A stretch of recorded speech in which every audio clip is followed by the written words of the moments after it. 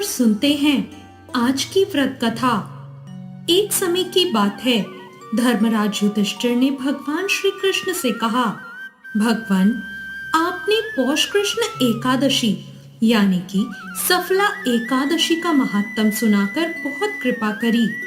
अब आप कृपा करके मुझे पौष माह के शुक्ल पक्ष की एकादशी के विषय में भी बताएं। इस एकादशी का क्या नाम है और इसे करने की क्या विधि है?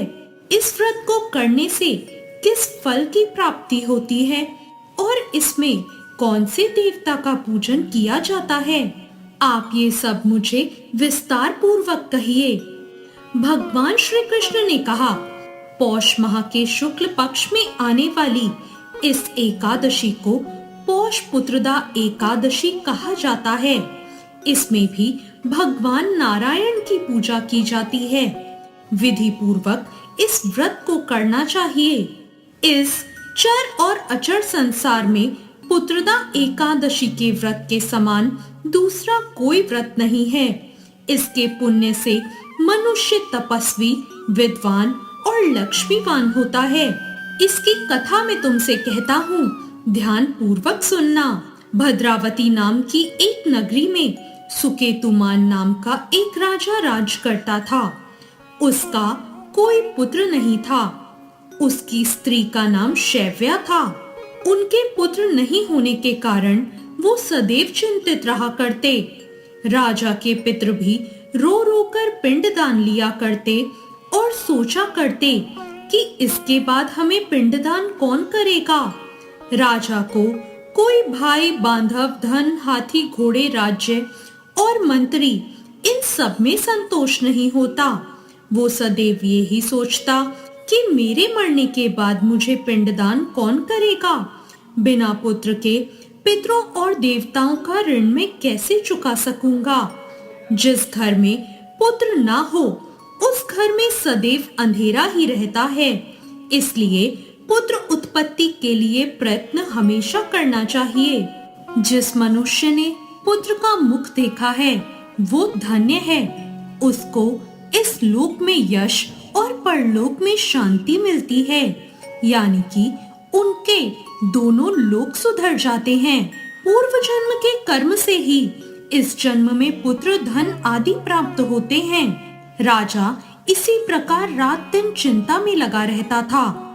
एक समय तो राजा ने अपने शरीर को त्याग देने का निश्चय किया, लेकिन आत्मघात को महान पाप समझकर उसने ऐसा नहीं किया। एक दिन वो राजा ऐसा ही विचार करता हुआ अपने घोड़े पर चढ़कर वन को चला गया और पक्षियों और वृक्षों को देखने लगा। उसने देखा कि वन में मृग, वाघ्य, सूअर, सिंह, बंदर, सर्प आदि सभी भ्रमण कर रहे हैं। हाथी अपने बच्चों और हथनियों के साथ घूम रहा है। इस वन में तो कहीं गीदड़ अपने कर्कश स्वर में बोल रहे हैं और कहीं उल्लू ध्वनि कर रहे हैं। वन के दृश्यों को देखकर राजा सोच विचार में लग गया और इसी प्रकार उसका आधा दिन बीत गया। वो सोचने लगा, मैंने कई यज्ञ किए, ब्राह्मणों को स्वादिष्ट भोजन से तृप्त भी किया, फिर भी मुझको दुख प्राप्त क्यों हुआ। राजा प्यास के मारे बहुत व्याकुल होकर दुखी हो गया और पानी की तलाश में इधर उधर फिरने लगा। थोड़ी दूर जाने पर राजा को एक सरोवर दिखी। उस सरोवर में कमल खिल रहे थे और सारस, हंस, मगरमच्छ आदि विहार कर रहे थे। उस सरोवर के चारों तरफ मुनियों के आश्रम बने हुए थे। उसी समय राजा के दाहिने अंग फड़कने लगे। राजा शुभ शगुन मानकर घोड़े से उतरकर मुनियों को दंडवत प्रणाम करके बैठ गया। राजा को देखकर मुनियों ने कहा, हे राजन, हम सब तुमसे बहुत प्रसन्न हैं। तुम्हारी क्या इच्छा है, कहो। राजा ने कहा, महाराज, आप सब कौन हैं और यहाँ क्यों आए हैं? कृपा करके बताइए।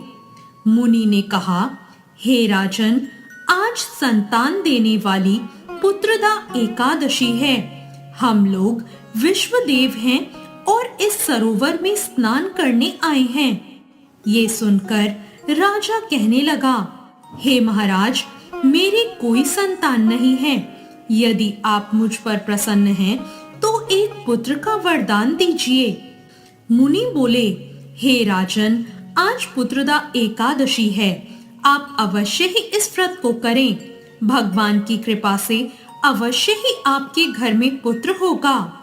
मुनि के वचन सुनकर राजा ने उसी दिन एकादशी का व्रत किया और द्वादशी को उसका पारण किया। इसके पश्चात मुनियों को प्रणाम करके महल वापस आ गया और कुछ समय बीतने के बाद रानी ने गर्भ धारण किया। 9 महीने के बाद उनके यहाँ एक पुत्र हुआ। वो राजकुमार बहुत ही शूरवीर, यशस्वी और प्रजापालक हुआ। श्री कृष्ण बोले, हे राजन, पुत्र प्राप्ति के लिए पुत्रदा एकादशी का व्रत अवश्य ही करना चाहिए। जो मनुष्य इस महात्म को पढ़ता या सुनता है, उसे अंत में स्वर्ग की प्राप्ति होती है। तो ये थी पौष पुत्रदा एकादशी की व्रत कथा।